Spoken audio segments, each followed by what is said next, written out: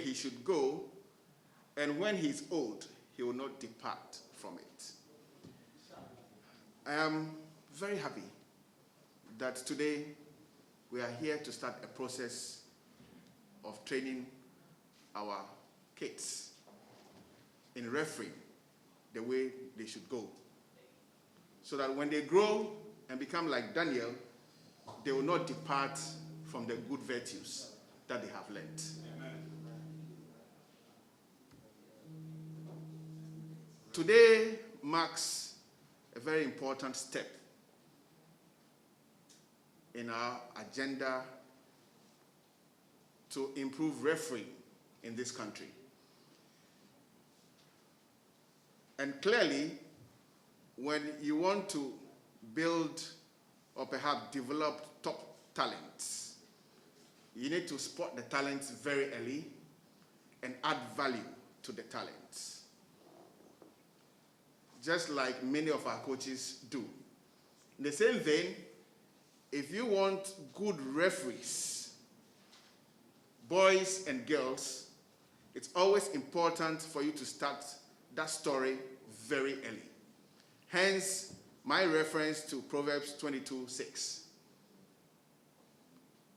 We want a situation where we would aggressively comb the woods of Ghana, find young girls and boys with the right levels of passion, and bring them close or bring them into the Football Association at the regional level and add value by way of training to these kids. Add the right moral levels to these kids. Let them understand what it means to be a person of great integrity, so that when they grow, they will not depart from those core values of life. And we believe that if we are successful with this strategy, Ghanaian refereeing will come back onto the world stage again and perhaps dominate the international stage.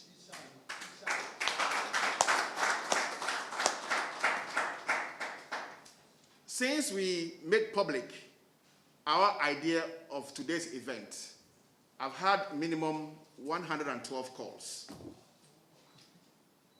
112 calls by kids and by parents wanting their kids to be trained as referees.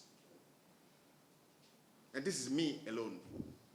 Referees manager, members of the committee, members who are known to be associated with the FA. Our chairman from Central Region just said that they have almost 80 kids on their list. So that tells you that people are passionate about refereeing, and we need to tap into this passion. This policy will be opened to not only boys, and it's something that I would want our RM to keep mentioning. This policy is open also to girls between the ages of 13 and 16. And these kids will be scouted, will be trained, and these kids would officiate in all juvenile games across the length and breadth of Ghana.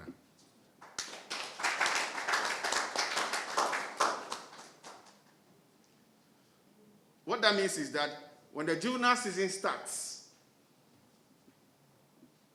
hopefully, I don't know when, but I'm sure by the close of the year,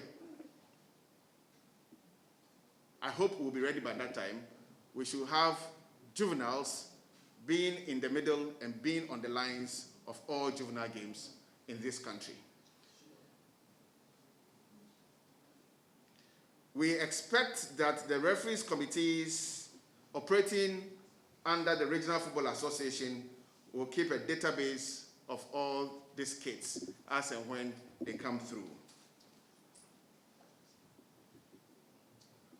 that also means is that from the next juvenile football season, our juvenile club owners will not be paying officiating fees anymore. Let's keep this. This policy will serve as a key grooming and preparatory period for kids to be prepared for the much higher elite level of refereeing in this country. So coast clubs, for better understanding, will not be paying officiating fees beginning the upcoming football season. The Ghana Football Association, working with RAG, working with our various RFAs, will work towards the provision of uniforms for the kids as the policy rolls out. This policy that has brought us here is the reason why, or perhaps is one of the many strategies that this FA has put in place to ensure that we improve refereeing in this country. Just to recap a few, since October last year, we appointed a competent referees committee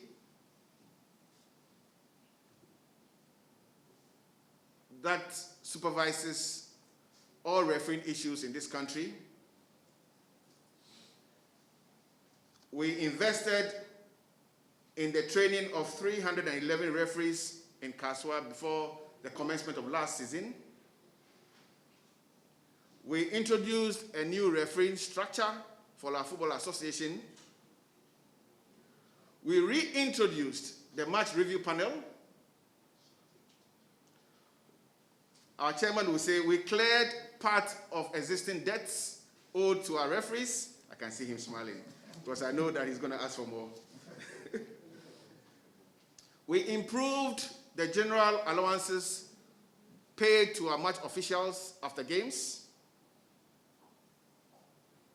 And one of the most important policies that we secured was the partnership with State Transport Corporation that would guarantee that our referees pay only 50% of their traveling costs during the upcoming season. Chairman is not happy about that. I'm sure if he was happy, he would have clapped. Again, once you see Mr. Alex Kote here, it means that we went through successfully to appoint a referees manager for our FA, and we also appointed an integrity officer for our football association. These are some of the key strategies that this FA has introduced, all geared towards improving refereeing in this country. Indeed, when you saw the season that was cancelled and you realized that attendances had improved, it is because people started having confidence in match officials and the fact that people believe that games have not been predetermined. And you agree with me that by and large, we had improved performances for our match officials throughout that season. Lest I forget, the FA has also acquired new communication gadgets for our match officials. What that means is that when the season starts, you will see our match officials using the communication gadgets, and that will limit the margin of errors that usually happens during games. It is the intention of the FA to invest more in communication gadgets. We also intend to invest in a software that will help us in analyzing the performance of referees after games. This is in the process, and soon, and very, very soon, beginning the upcoming season, we'll have a software that will help us in analyzing whether referee A did well or he didn't do well. Okay? That will help our grading and classification committee in their work. We have also worked closely with the regional football associations to select a new set of refereeing instructors, both physical and technical instructors and referees managers across all 10 regions. The last line of this strategy will be the replication of same at the district level. That will also happen very, very soon. So you can see clearly that our football association is very much committed in investing heavily in match officials, in refereeing, to ensure that that component of our sport is heavily improved. Always remember Proverbs 22:6 when you speak about the cut them young refereeing policy. Indeed, most of the referees, the young referees that will be picked, will have to register and be part of our system. In the time past, if referees have to register, if players have to register, they need to undertake journeys, travel all the way to the secretariat perhaps. For club owners, if you go through the registration exercise and you register your players, you need to travel all the way to what? To take custody of your registration cards. As part of a decentralization strategy by this FA, the Executive Council has allocated $290,000 under FIFA Forward 1.0 to ensure that we decentralize our registration system henceforth.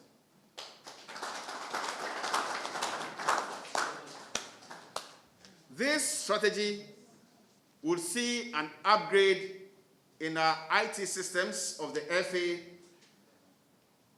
and this will ensure that communication between the FA Secretariat and members across the country improves drastically. What do I mean by this? The FA, via FIFA Forward 1.0, will supply computers, internet connectivity, scanners to all 18 Premier League clubs, 48 Division 1 League clubs, 16 Women's Premier League clubs, of course, our offices in Pram, the 10 regional football associations, and our secretariat here with computers. So I have spoken about upgrading IT systems of the FA via the supply of computers, internet connectivity, scanners, and printers, all coming via FIFA Forward 1.0 to help us decentralize our registration system. So soon, you will not have to travel from Yendi to Accra to ensure that your registration goes through. What will happen eventually is that once your registration is validated by the headquarters, our RFAs will print your registration cards, and you can then collect your registration cards at the regional level. This will also be applicable to our academy young referees, our match officials, everybody across board.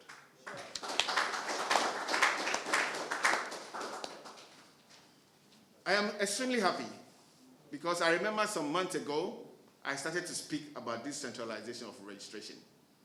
Today, it's becoming real. We are much closer. And I'm sure that in the next few weeks, when we start to roll out distributing the computers, the scanners, the printers, the internet connectivity devices, everybody will be happy. You will not have to travel any longer. We'll have a good collection of database of our match reports, our referees, our match commissioners, etc., etc. And ultimately, our football product will be the ultimate beneficiary of this strategic investment. Game changer.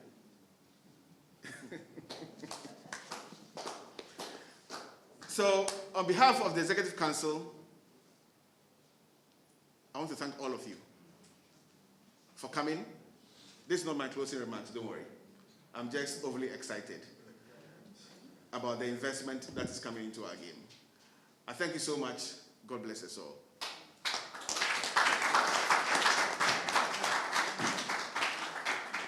Thank you very much, Mr. Kets Edwin Simeon Okraku, President of the Ghana Football Association. Ladies and gentlemen, shall we please put our hands together for him one more time?